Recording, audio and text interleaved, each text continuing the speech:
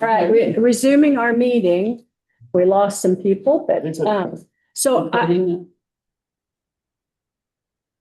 Were we recording?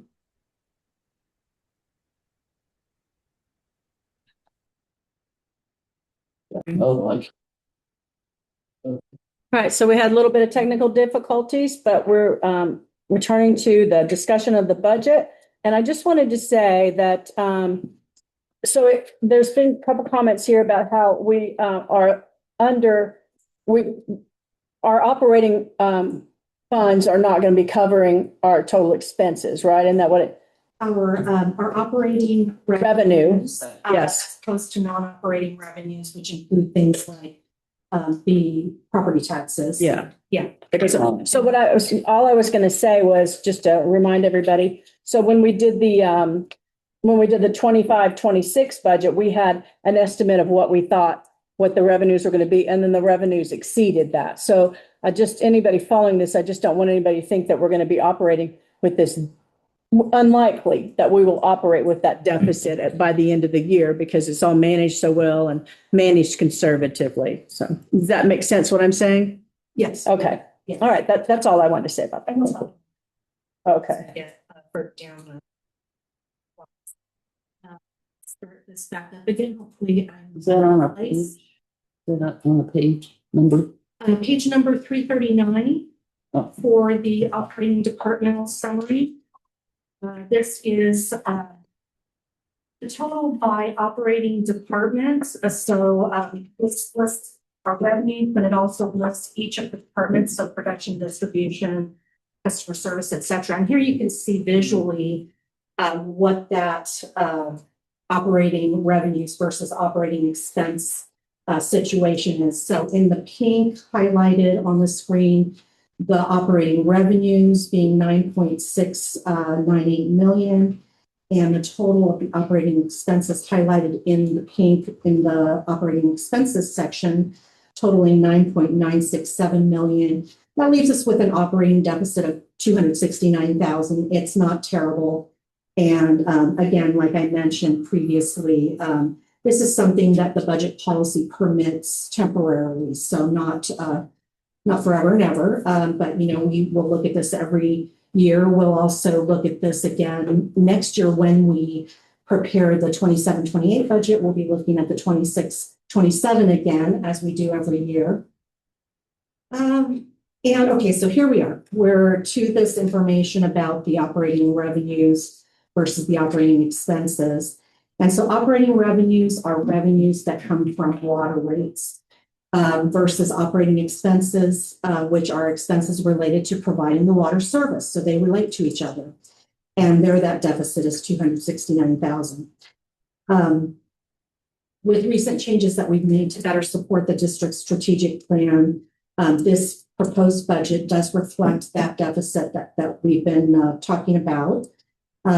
Which can signify, that ongoing operating costs are beginning to outpace recurring rate revenues and increasing reliance on reserves and future rate adjustments to maintain long-term financial stability. It can. Not saying that is the situation, but it can be the case. And then there's an excerpt from the budget policy, which I basically just mentioned that balancing those two is a goal that should be applied over a period of time, which extends beyond the current budget. Temporary shortages or operating deficits can and do occur, and they will not be permitted as extended trends. That's right out of the budget policy. Sorry, did somebody? Oh, okay. Then we have salary summary.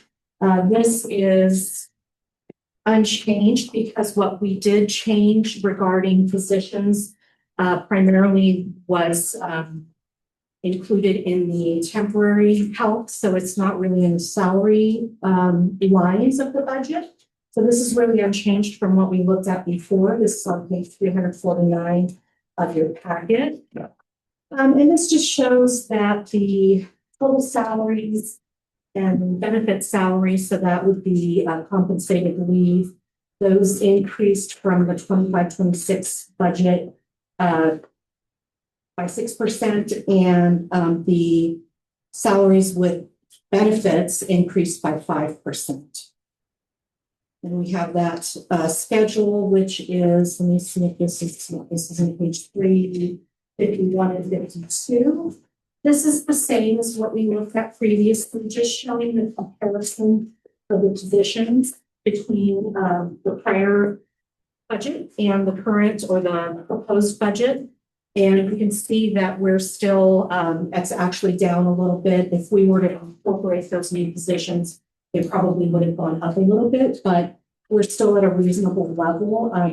If we look at that in yellow at the very bottom, do you have color copies? I don't know. Yes, yes. If we look at that number in yellow at the bottom of page 352, 36.79% represents the cost of salaries and benefits compared to our revenues. So about 36.8% of our revenues go to salaries and benefits. And So- that's go ahead. very good. Okay, so Director Johnsburg? No, I'm sorry, agreeing. Okay, President Doolittle, so I just had a question, and it may have been addressed with our HR director's presentation, but I missed it. So when we say that there's an office assistant unfunded, so that means that that's not a job opening because it's unfunded, right? And that's just staying on the books as a job role, or why is that here then? Yeah, it stayed on because it was a practice we were doing, but last year, this current fiscal year, it was eliminated. And then the ones for 26, 27 are added, with the exception of that temp labor budget. It's really there because we're comparing with the prior. Okay, year all right. And comparing that year with the prior year. I like to keep those prior year schedules matching what I could have changed it, but I like to keep it so that it matches what we presented the prior year. Okay. All right, then moving on to the capital budget. So we have a whole workshop about this dedicated to the capital budget. So here we have on page 353 of your packet, the detail. May I just interrupt real quick? We do have some extra packets over there. I don't know if any of the staff wants those. I should have said that way earlier. If you guys want to look at any. Oh, okay. Just Okay. All right. Never mind. extra packet. You guys, it's telling the future. If you look at it, it's telling your future with all these projects. So. Yes, that's got the budget. So this is just the detailed breakdown of the capital budget. I highlighted here the one thing that changed in the capital budget at the very top in gray, or taupe. I'm not sure exactly how it looks in the printout, but the AMI meter conversion, we changed that from 100,000 to 200,000. Director Johnsburg. One of the questions I was planning to ask later was our agenda was changed and the amended one came out Monday. Is this the change? No, Okay. the change was in the agenda packet on the front, and we inadvertently copy and pasted the recommendation as our names. Yeah. Oh, okay. Yeah, that was the only. Good. I'm glad I didn't look. No, this is in the original packet. Oh, okay. Yeah, Because I remember that. all the You numbers. highlighted, yeah. So here we have three sections, the capital other section coming in at around 2.4 million. We have a Chromium 6 section, about $1 million for 26, 27, and much more to come as far as we know. However, that is what we're looking at for 26, 27, and then for HIP line, 2.773 million, totaling 6.17 million for. And I will go into some of these. These are the same slides that I had at the workshop for the capital budget, just looking at some of these projects individually, if you're interested in that much. But those, I did want to mention one section of the capital budget that includes the pressure reducing stations project, the booster pump rehabs, motor control centers, and there's a line called emergency repairs cap or OP. They're in the capital budget, but they may end up being moved to operating because there could be a mixture of capital and operating expenses within that budget. So there's a potential for that. So this is just more detail of each of those items. So within the Chromium budget, we have the Chromium 6 pilot study, partially in this year and partially in next year. And some of these splits between the 2 fiscal years, it gets a little tricky towards the end of the fiscal year to predict exactly how much is going to fall into each year. And we're already seeing that some of these are going to need to be adjusted. So that will be something forthcoming. But, in total, the numbers are good. They're solid. But those splits will probably end up having to be adjusted. So the Chromium 6 pilot study is in there. Chromium 6 design, $450,000 in 26-27. And then Chromium 6, some general miscellaneous costs that could end up being operating more so than capital. And total there, $150,000 in 25-26 revised and $1 million in 26-27. And then when we look at the pipeline, which is really where the bulk of the, no, I shouldn't say that. Bulk is going to be other capital budget items. But the next biggest piece for next year is the pipeline replacement program. And that is going to be kicking off with Belmont, Priority 1, Phase 1. And that includes, the budget includes bid, construction support, and design update budget. And Belmont, also the installation of 16,000 linear feet included in that budget. And we also have a center pipeline replacement, 660 linear feet that we're intending to do in-house. That right now is budgeted in 25-26, but I just heard from Ray earlier today that we may have to push a little bit of that into 26-27 as we get closer to the end of the fiscal year. So total pipeline, $2.77 million in 26-27. And then we have a little more detail about Belmont, which is our largest pipeline project in this budget. It's a 60-year-old pipeline. Higher risk of leaks, outages, and water loss, 70 to 80% undersized steel pipe, limiting fire flow capacity. And the total project, in this budget, we just have the first priority phase, but the total project encompasses about 45,000 linear feet. And we anticipate that this will improve fire flow and reduce leaks. Questions about any of those specific capital projects? Director Charles. Just a little quick one. It's a center pipe, but which center is, because we have 2, we had that discussion. It's right over. It's right in downtown. Okay. Okay. Yeah, I need to. I forget which one is. I think you know. One's Fifth Avenue and one street. yeah, right. Which one is? Street. And yours is Avenue. Oh, okay. Street. Okay. Yeah, I want to remember that too. Yeah, I need to remember that too. Director Flowin? My understanding is that our pipeline from Hesperia that brings our purchased water down here, there's a per acre foot price for that.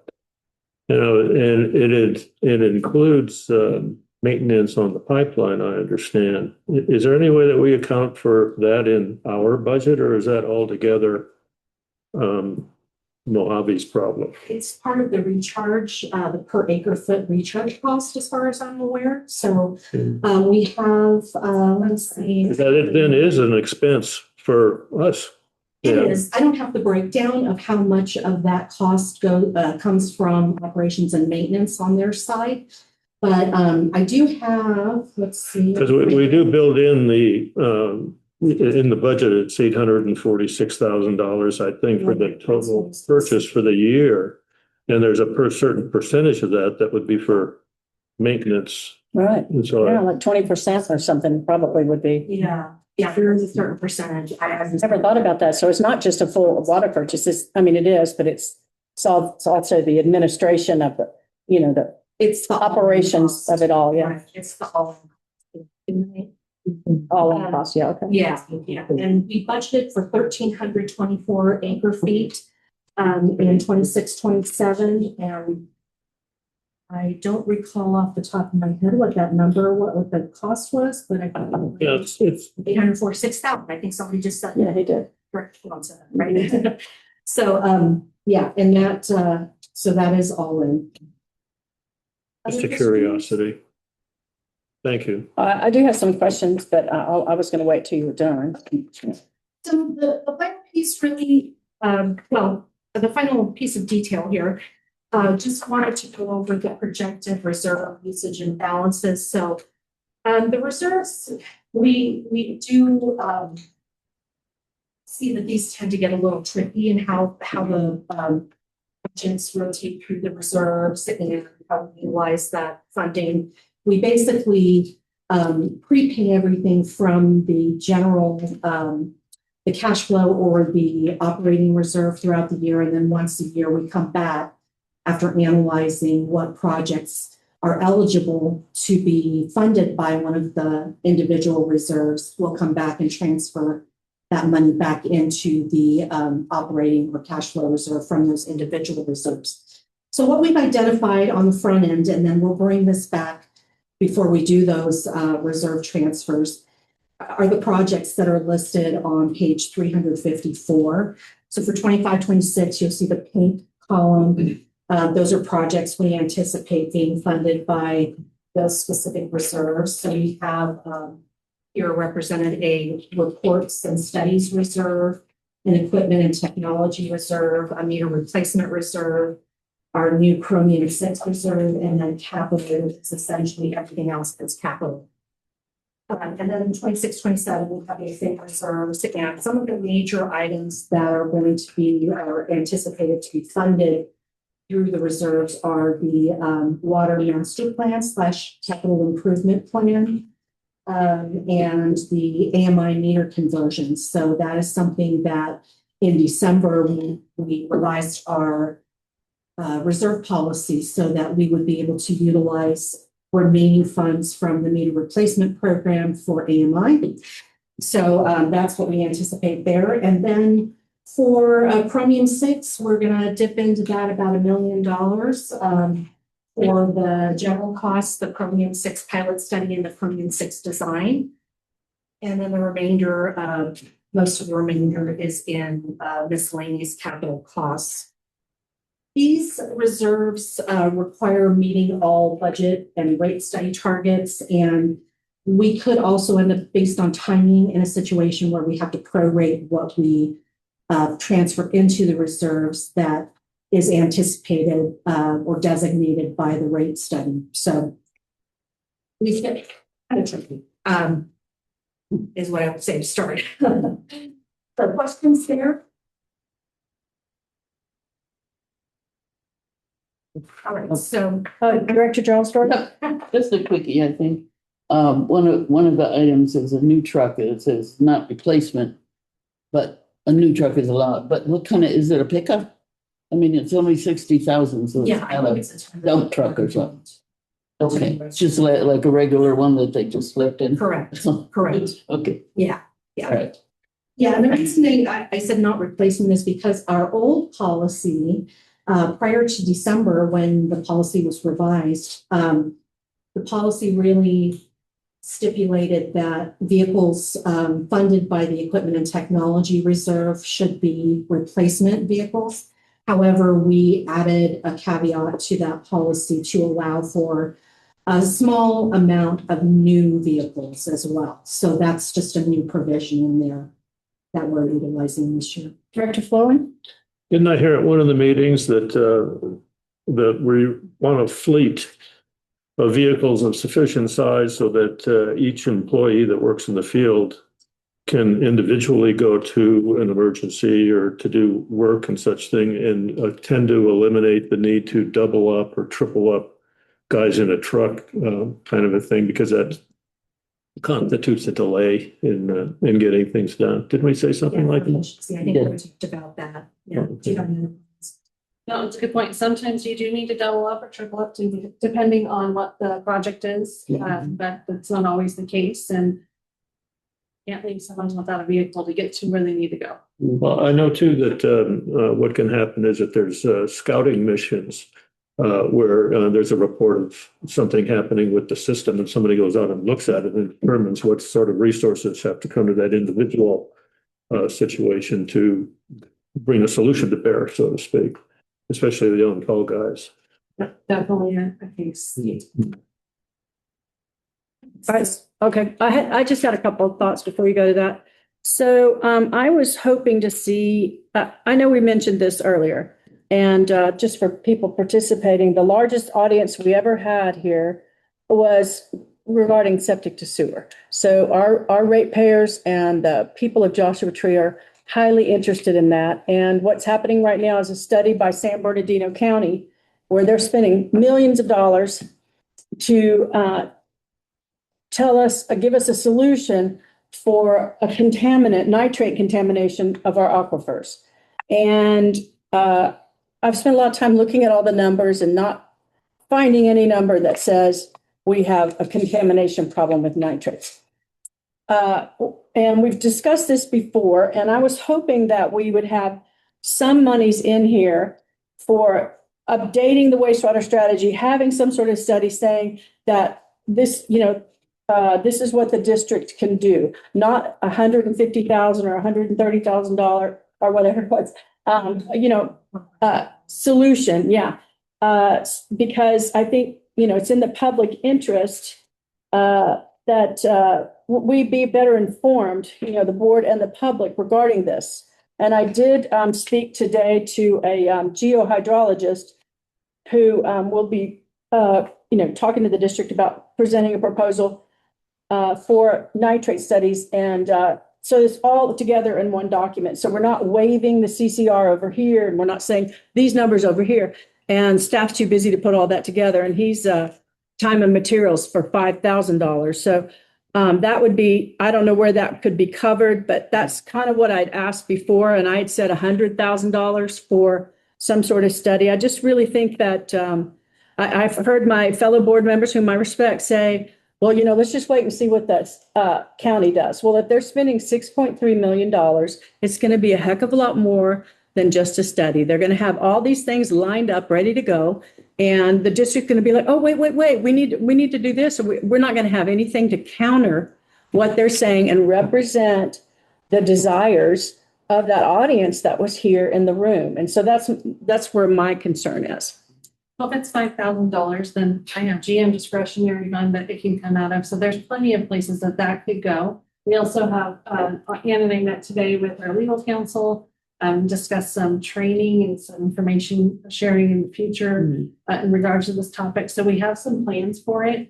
And if it gets to the point during these future discussions and we bring this information to you that we need to go down the road and there needs to be an amendment, we can always make. We'll come back to the budget. Okay. I really appreciate you saying that. Thank you. Yeah. Thank you. And that's all for me. Did anybody else? Okay. We're good. So we haven't talked about projected cash balances yet, and these can be found on page 340 of the packet. And I apologize for making the flip back and forth. I realized. Yes. So overall, between the two fiscal years, one is 25 and 6 revised and 26, 27 proposed, we end up with a $1.9 million drawdown. So because 25, 26 has net revenues that offset the 3.8 million of a drawdown for 26, 27, we have only a drawdown of 1.9 million. So less than 2 million for the 2-year situation. Now that brings our projected reserve balances down to from 24.8 million to 22.8 million approximately. And remembering these are very conservative because I am doing this analysis based on budget assumptions rather than based on current cash position.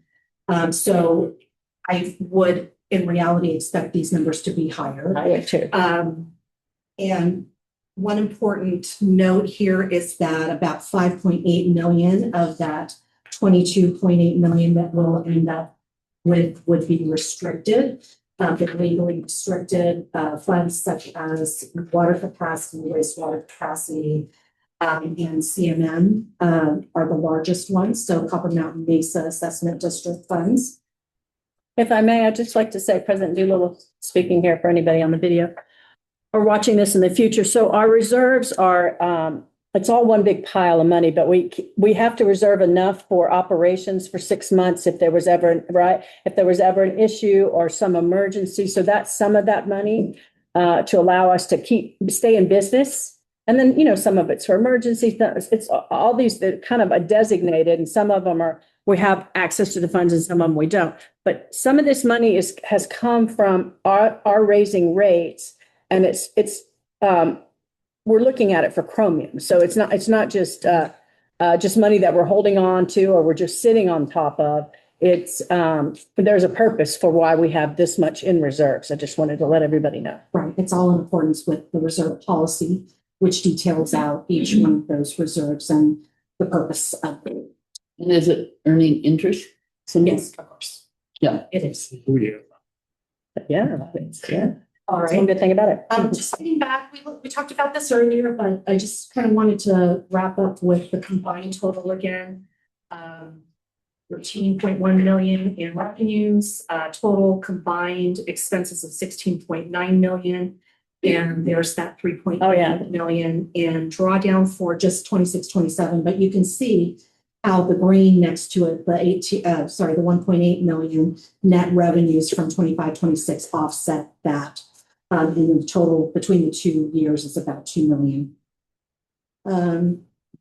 Saying the same thing again here on this slide. So we have, we're projecting about 17 million in unrestricted funds, reserves by 6/30/2027. And key takeaways. So this is just something to keep in mind as we, move through this budget cycle. We are seeing increased reserve reliance to fund capital initiatives, as we're dipping into those reserves, which is intentional at this point. We are seeing that our expenditure growth is outpacing operating revenue growth a little bit. So that means, we're going to have to, we're coming up on a rate study anyway, soon. And we're going to start looking at that this year, I think. So This fiscal year. not this calendar year. But, we're going to look at those things, and then long-term funding strategies, again, for major capital obligations. And we're talking about things like Chromium 6, which we anticipate to be quite significant, that we're going to have to look at rate adjustments and seeking earmarks, of course, in grants and loans. And that's just sort of the big picture. And then finally, staff recommends adopting the 25-26 revised budget and the 26-27 proposed budget. And I'd be happy to answer any additional questions. Director Flowen? Just a couple of personal thoughts. One of them is that having money in reserve and then using it for things in this drawdown that we've talked about, and over this month or so that we've been dealing with all of this, you always mentioned that this is okay, but we want to watch out for what we do in the future, kind of a thing, because we don't want to make a habit out of having drawdowns every year because pretty soon the money's gone. Another one would be observation would be that it's better having money in reserves than having deficits and nothing in the bank, partly because we can anticipate some loans or bonds that are going to be coming up over this Chrome 6 thing, and whoever would shall we say, buy the bonds, loan us the money, the interest rates that we're going to have to pay are partially based on the risk that the lender assumes. And when we have money in the bank in these kinds of numbers, there's less risk, and therefore we could potentially pay less interest.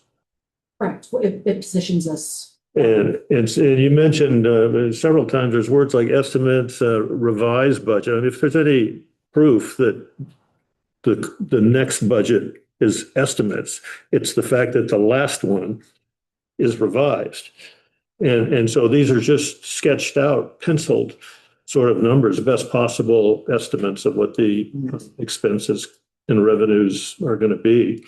So I just don't, I don't have any problem with the fact that we've, that we have a drawdown, because we didn't overspend.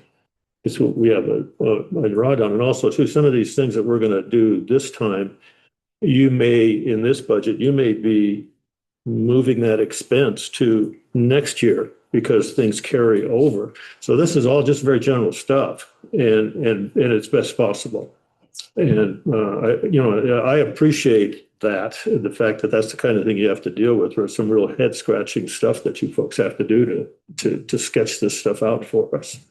But drawdowns, Thank you. All right. Yeah, President Doolittle, I wanted to say, so, there's the impact of the huge number of capital projects. I call huge, but, we have a lot more than we've ever had. So that's contributing to a higher budget. Then we're understaffed. And then we have Chromium work. So I think it makes sense that we would be in the red, and we're not in the red by very much. And we're going to pop right out of it. It came through loud and clear that we don't want to be like this in the future. Have you ever run a budget in the red? Obviously we don't want to do it, but I don't think it's at all, unexpected for what we're facing and what we're trying to do. I agree. Yes. Yeah, absolutely. There are a very unique set of circumstances facing us right now. So it's absolutely anticipated. We fully expect that some of these projects will postpone and move and shift as they Because they do. Yeah. We will not end, this budget will not, when we tie it all off, it's not going to end up as in the red budget. I'm convinced of that. That's small of a number. We recover that. Historically, just based on historical. Mhm. Yeah, we're ambitious. We're gonna try, but we're facing a lot of challenges. All right. So let's see. Do I hear a motion to approve the fiscal year 2025-26 revised budget and fiscal year 2026-27 proposed budget? So moved. Second? Second. Okay, roll call vote, please. General Manager Johnson?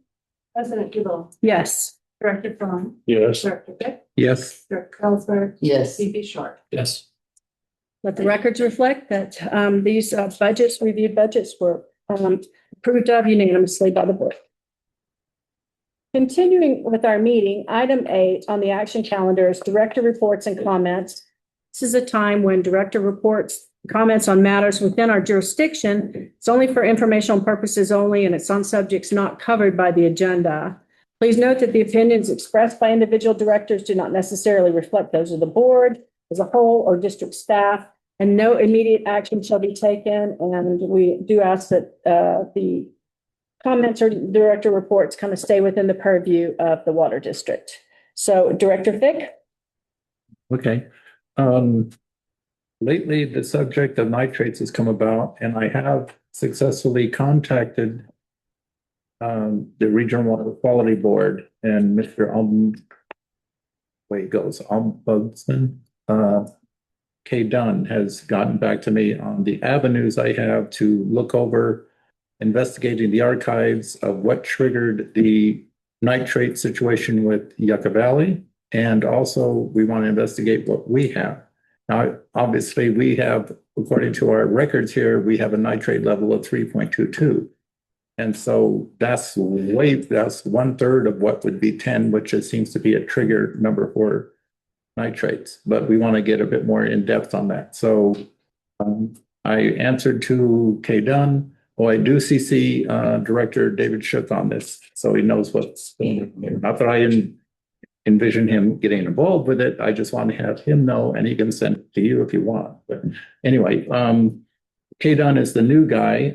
Cassandra was the older one. I had good interactions with Cassandra because she got me much information regarding the Lovemore project, which is in Fort tomorrow. And so I was happy with that regional. They're quite compliant with whatever we request. In fact, lead counsel for the Regional Water Quality Board also chimed in. So I'll find out what happens. I told them it'd be late June, early July, because I'm kind of busy between then and now. So that's that. I did attend remotely a Mojave Water Agency meeting. It was very boring. It was just going on about the major, well, let's see, their master plan as far as that goes, fine tuning the master plan. So it wasn't anything to bring great notice to. So that's about it, I would think. Vice President Short, No comments. Director Flowen, Nothing for me. Director Jarlsberg. I'm just wondering if David Fick would talk about what's happening personally. Personally, Yeah, I mean, the Las Wanna Vegas talk trip, huh? the Las Vegas trip. Yes. Yes, I'm a single man now. I'll be coming back from Las Vegas as a married man. I think that's cool. And I'm hoping there's a party after. We'll work. Is that it for Well, you? maybe we come once, one at a time or Not something. discussing district business. All right, so is that it for you, Director Jarlsberg? No, I have Okay. just a couple of things. I just wanted to make a note that I'm serious about following up on my PFAS eventually with more detail. I'm discovering a lot of studies are happening right now and results are coming out. And they may not be right here, but they could be leaking into here from what's happening. They're discovering more and more household items contain them and they're going down our drains. We don't know how much that's going to impact on us, but anyway, and then the other thing, I'm going to the PAC meeting tomorrow morning in the place of Dr. Doolittle. My brain is not functioning fully, I'm sorry. But President Doolittle, yeah. President Doolittle. Yeah. Is that it? That's Is that it. it? Okay. All right. So I have a few things. One is I want to comment on the new flags outside. They're looking spiffy with their folds in them and everything. So since our last board meeting, I met with the general manager to discuss agenda development, agenda framing, and staff interactions with and regarding board members. We discussed potential agenda items for June and the scheduling of the Water and Growth Standing Committee. That committee is expected to meet on the second Tuesday of each month during the time previously reserved for the Finance Committee. And the initial meeting will focus on identifying potential agenda topics, discussing timelines, and refining the committee charter. Any significant proposed changes, anything really significant to the charter, would of course be brought back to the board for review. I just want to let you know, learning how to chair and do this, it's not easy. And I really didn't appreciate what Director Flowen, was achieving when he was going through this. And it took me a lot of time working with our general manager. But I mean, I'm now reached the point where I don't have to ask her something on every agenda, which is what I was having to do because it's complicated.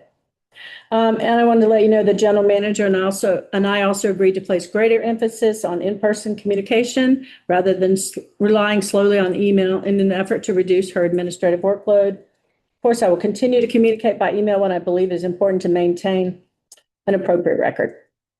I want also the board to know that be aware that I have consulted with district council a few times regarding procedural questions.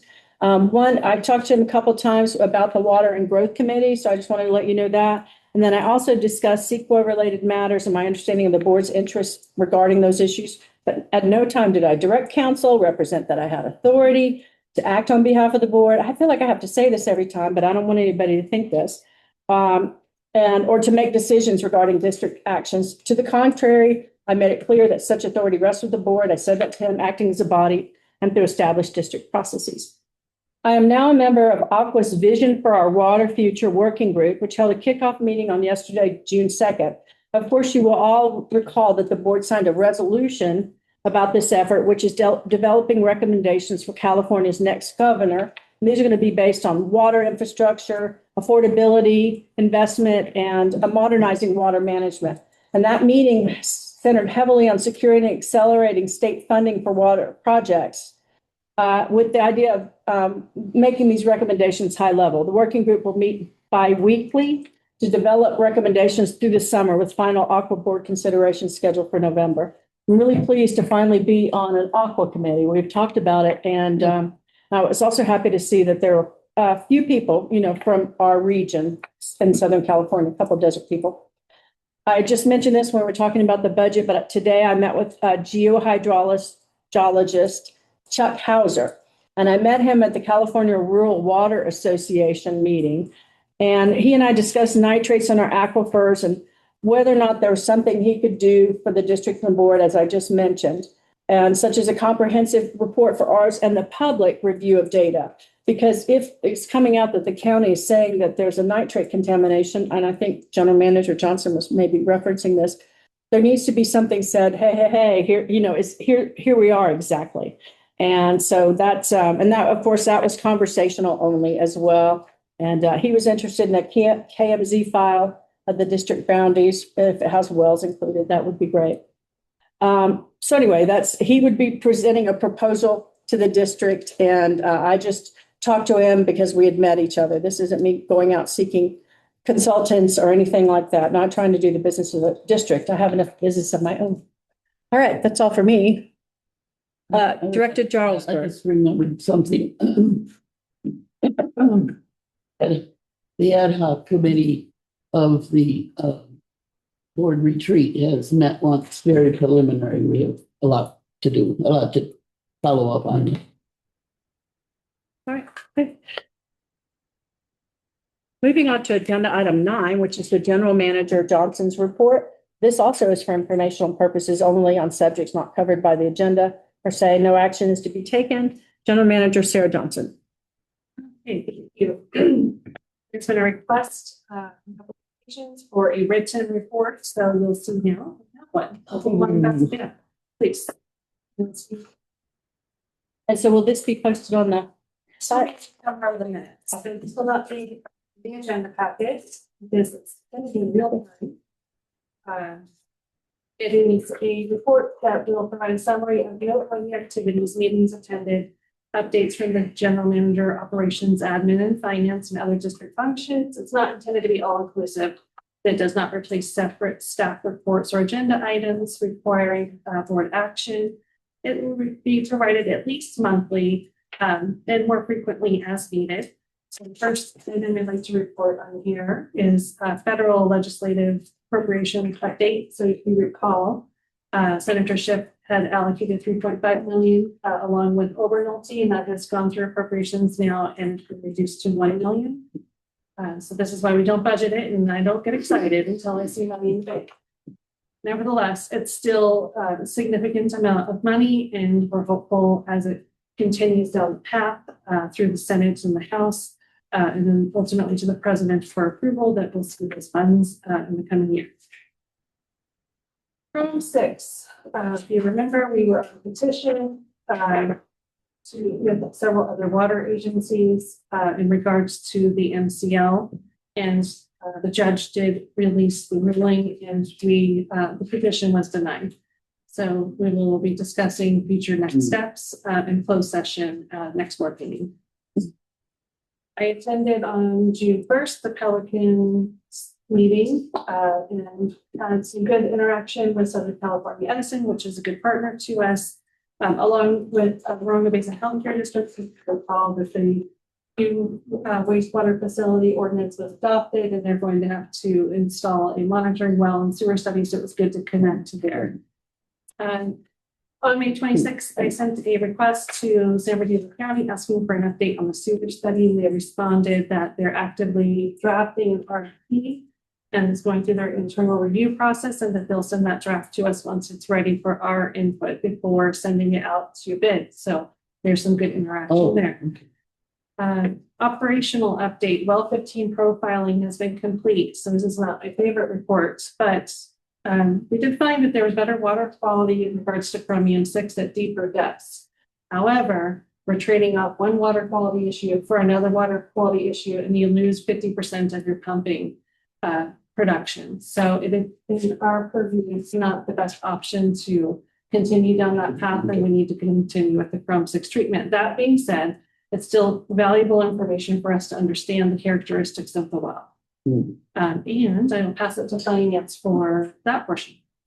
Okay. All right, so our annual audit, so we do a mandatory annual audit and it happens in two parts generally. We have an interim audit that kicked off this week on June 1st and has continued. This first phase of the audit includes sampling of accounts payable data, cash receipt and billing data, employee and payroll data. And the auditors review all of that information for the samples that they select, as well as our documentation of internal controls. So starting at fiscal year end, which is coming up very quickly, a finance staff will begin preparing year-end entries and preparing reports and schedules for the final audit, the second phase, which will happen in the fall. And just today, we got a report from the auditors. So far, so good. They're very happy with what we provided, and my staff that I'm very proud of did a good job, really great job so far putting all of that together. So just wanted to let you know we work with that. And then finally, I'd like to say thank you to the finance team, ultimately for informing that budget process is painful sometimes. But ultimately we have an approved budget. Thanks to the board for the input and the strategy that's been put into that. Thank you to Adriana, she's left, but she doesn't normally present and she's very nervous. I thought she did a nice job. Right. So kudos to her for getting that. Rest assured, we will look into Mr. Flores' concern that he brought forth. All right. And one last thing, operational report is also underway and every quarter will be on consent calendar starting in July. Every what? Every quarter starting in July. Quarter, okay. Is there someone wanting to say something? Director Flowen. No, Director Flowing. Okay, Are we sorry. using the, I got to say it that time. Are we using the same auditor as last time? We're still under contract with the same auditor for this year, and next year's our last year. So we're going to be looking at options once that contract expires. Or before that contract expires this year. Thank you. Yes, I know that the comments, director comments are over, but I did want to say we sure have come a long way with our budget and how that was done from when we first arrived on the board. And so it was I doubt if anybody does as good a job as Joshua Basin Water District up here does with the budget stuff. So next is item 10, agenda items requested by the board. And you've seen right here in our admin code, it says you can call or correspond with the general manager and request any item to be placed on the agenda, and you have to do it a period of time ahead of the meeting. But you may also request agenda items here during our board meeting, which will be recorded on the future agenda items list located on the first page after the agenda. No action will be taken today on requested items. Directors? No. Director Fick? Well, it's not quite an ad, but I'm curious. We should have questions on the manager QA. My question is, how is the director of operations and search going? Does it look promising or? Kind of. No, we don't have a candidate in the pipe at the moment. Okay. All right. Thank you, board members and visitors. And with no further business. Staff, yes. With no further business before the board, is there a motion to adjourn? I'll make the motion. Second. All in favor, say aye. Aye. Aye. This meeting is adjourned at 7:17 p.m.